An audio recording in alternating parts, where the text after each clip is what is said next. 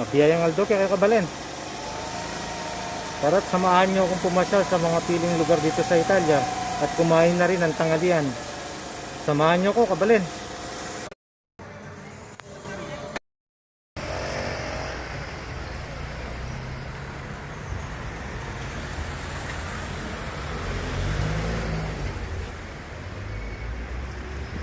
Ano, mamalik ko muna tayo. Kakain ng lamproduto. Sikat na sikat po dito sa Italia ang lamproduto dahil ewan ko kung bakit laman loob po ng baka.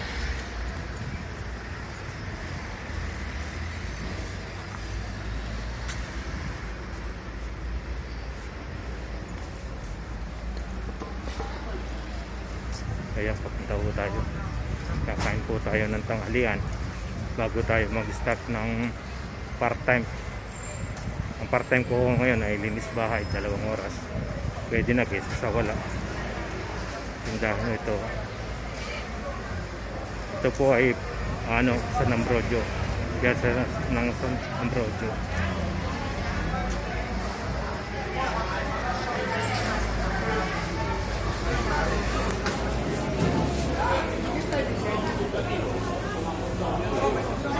Scusa, mi dai una? Panino. Panino. Sì, non più. Uno. Due panini e un labradoro. Aspetta, giorni e mezzo. Sì, ma alle 3 massimo scappo.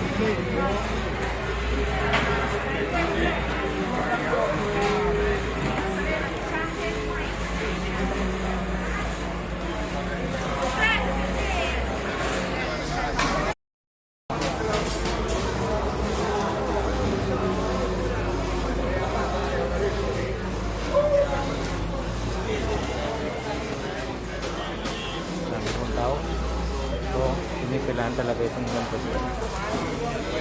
Ibabayad muna po tayo. Scusi, quanto costa? 4 euro. Sa peso natin, parang 220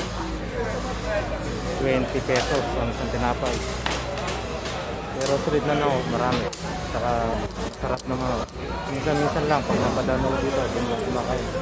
Hindi ko pwedeng araw-araw dahil medyo mahal. 4 euro, parang 220 pesos. Kain po tayo ng lamproduto, Kabalen. Laman loob po nito ng baka. Sikat na sikat po dito sa Italia ito. Kahit mga turista, hinahanap niya. Sabi po ng mga Amerikano minsan, saan daw makakakita ng stomach at dakaw. Hindi ko po maintindihan. Yung pala sinasabi nila yung laman loob ng baka.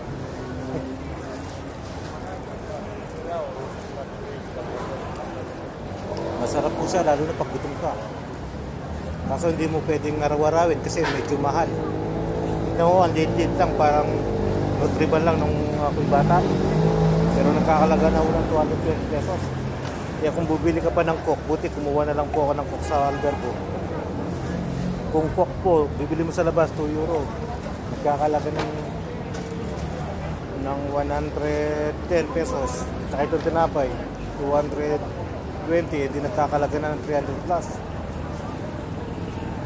Kalahating araw mo ng pagkain kung nasa Pilipinas ka para sa tatlong tao.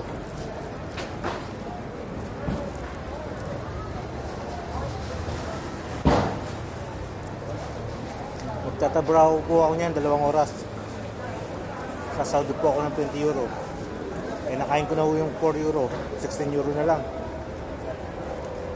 Kakain na lang po sana ako mamaya paglabas kaso nagutom ako. Kanina ko kasi umalis ako, busog naman ako. Ngayon pagdating ko dito, napadaan ako, gutom ako. Ay buhay, hayaan mo na lang ho. Namisa-misa lang naman. Pero nung hindi ho pandemic dito, ang pera napakadali lang. Hindi mo naman inaano kung magkano o mahal. Basta gusto mo, bili ka ng bili. Hindi gaya ko ngayon, siyempre kailangan mo mag-budget. Kailangan mo, tulad nito, kung 4 euro, bibili ako sa pagkain sa supermarket. kahit 2 oras na hapunan at tanghalian, kaya na namin kainin sa apat sa pamilya ko, sa anak ko, tsaka sa asawa ko. Pero siyempre kakailanganin mo na para ho tayong sasakyan, hindi aandar kung walang gasolina. Kaya kahit na nagtitipid ka, hindi mo pwedeng pagpaliban ng pagkain.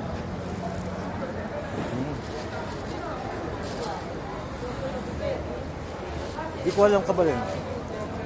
Ito mabibili mo ng mura sa supermerkado. Pero kahit anong sinong magaling na cook ang magluto, o kahit ako, magaling naman ako magluto, pag nilito ko sa bahay, ba't hindi siya ganun kasarap? Tapos inisip ko, baka siguro pag niluto mo sa bahay dahil marami, at alam mo na hanggat gusto mo, pwede kang kumuha sa kaserola. O dito, dahil alam mo, dahil pwede napakakonti, sa bawat kagat mo, talagang ninanamnan mo.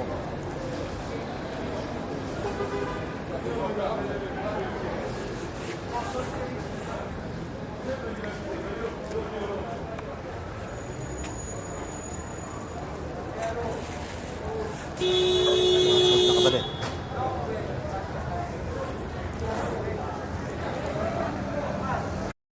Yan, Kabalen, tapos na ho tayo nagtanghalian.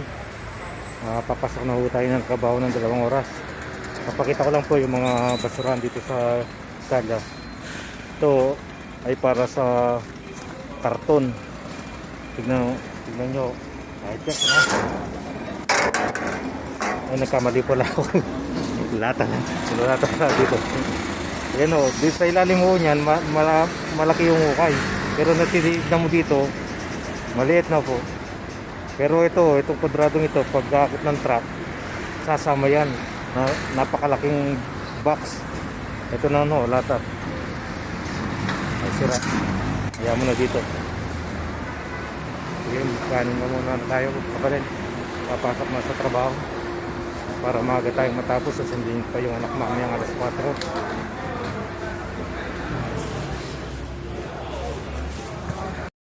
Ito, Kabalin, nandito na tayo sa trabaho. Yan, pakikita ko sa inyo kung paano mag-start ang trabaho dito sa Italia pag part-time ka. Dati ho ang trabaho ko dito ay isang beses, isang linggo, 4 na oras sa mahigit. Pinabayaran din po ako ng 10 euro. Kaso mula nung nagkaroon ng pandemic, isang beses pa rin ho sa isang linggo. Kung kaso lang, 2 oras na lang. Yung pinapatrabaho na lang, yung kama, pinapalitan ng kumot, tsaka banyo. Yung iba, Kabalin, ayaw na lang paggalaw dahil nagtitipid din. Kasi wala rin ho silang trabaho. And ito po, pakikita ko kung paano mag-start pag nagpa-part-time ka.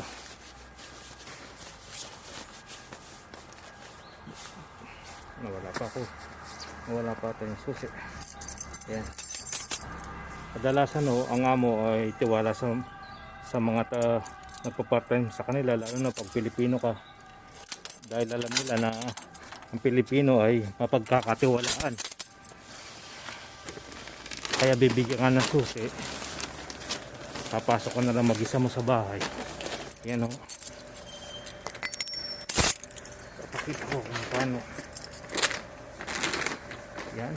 Problema dito sa Italia, Kabalin, ang daming pinto. Bago ka makapasok sa kanila. Ayan, isa. Sagit pa lang yan. Tapos dito na naman yun, parang pinaka main gate ng buong building.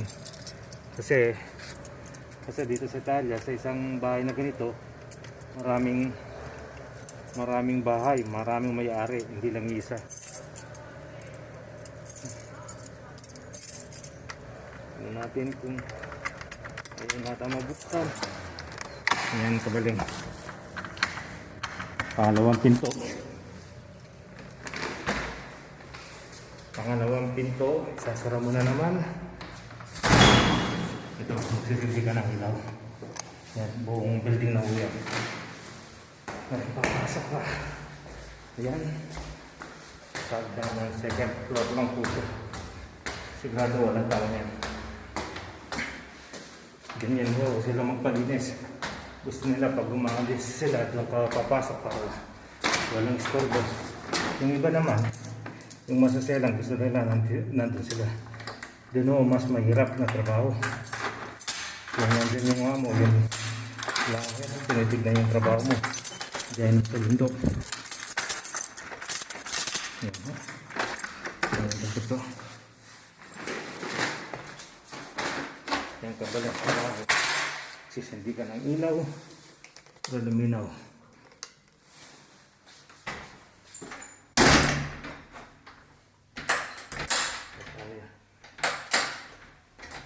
Tapos kabalin, tingnan mo, ningal ako sa taas ng pro.